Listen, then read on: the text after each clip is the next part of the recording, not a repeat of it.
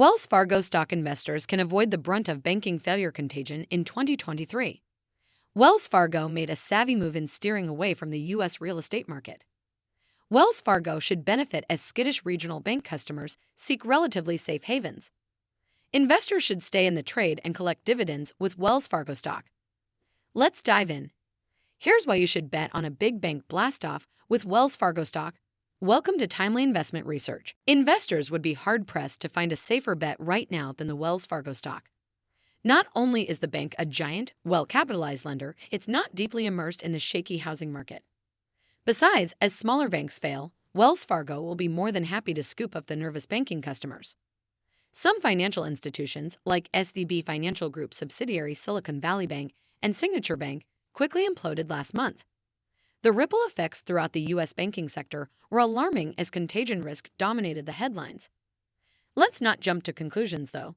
There's no need to lump Wells Fargo into the same category as Silicon Valley Bank and Signature Bank. If anything, the crisis has only made Wells Fargo stronger and more attractive to legions of risk-averse customers and investors. Wells Fargo exited the housing market. Before we delve into the nasty banking crisis of 2023, there's a development that some Wells Fargo stock traders ignored, but shouldn't. As a response to significant decreases in mortgage volume in the broader market environment, Wells Fargo announced a new strategic direction that de-emphasizes mortgage lending. The company slashed hundreds of roles in its mortgage unit, but there's more to the story than a headcount reduction. Really, it's a major shift in Wells Fargo's business model as the company exits the American housing market. Reportedly, Wells Fargo seeks to lean more toward investment banking and credit cards as revenue sources. It's a smart move, I believe, as Wells Fargo has no reason to remain exposed to a housing market that could quickly roll over in 2023 due to rising interest rates. The banking crisis can actually help Wells Fargo. All banks will be impacted by the crisis, but some will be affected less than others.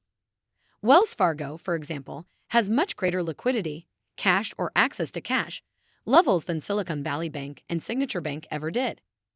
Even if a worst-case scenario occurred, bank runs, lenders having to cover large-scale deposits, Morningstar strategist Eric Compton evidently feels that Wells Fargo is well-positioned to survive.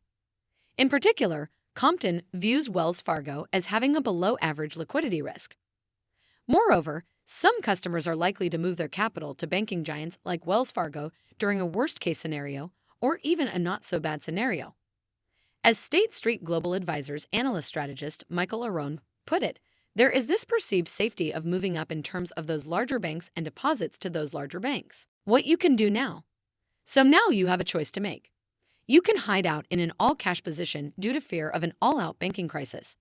Or you can hold some shares of Wells Fargo, knowing that the company is very likely to survive and thrive.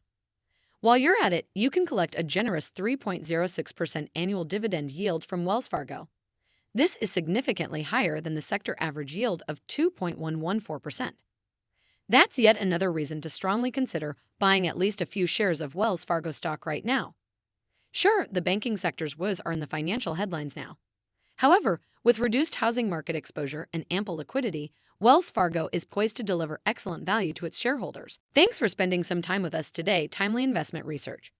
We're so glad you did. If you found value in today's video, please give us a like, hit that bell icon to never miss an upload, and hey, don't forget to subscribe.